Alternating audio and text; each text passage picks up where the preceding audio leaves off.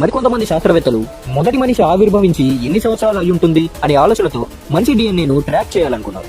మనిషిలో డిఎన్ఏ అనేది న్యూక్లియస్ మరియు మైటోకాండ్రియా అనే సెల్స్ లో మాత్రమే ఉంటుంది. ఈ రెండింటిలో మైటోకాండ్రియా అనే స్ట్రాంగెస్ట్ సెల్. అందుకే మైటోకాండ్రియాని powerhouse of the cell అని అంటారు. అందుకే వేరువేరు ప్రాంతాల, వేరువేరు మతాల, వేరువేరు రకాల మనుషుల మైటోకాండ్రియల్ డిఎన్ఏను సేకరించి పరిశీలించి చూశారు. అప్పుడు వారు కనుగొన్న విషయాలకు శాస్త్రవేత్తలంతా ఆశ్చర్యపోయారు. వారందరిలోని మైటోకాండ్రియల్ డిఎన్ఏ ఒకేలా ఉండడం ఒక్కసారిగా వారందరి కళ్ళు చెదిరిపోయేలా చేసింది.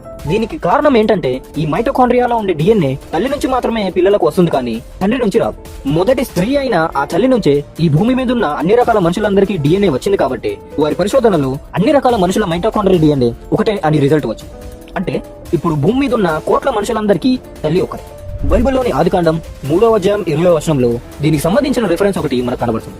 ఆదాము తన భార్యకు హవ్వ అని పేరు పెట్టను, ఇలా అనగా ఆమె జీవము గల ప్రతి వానికి తల్లి.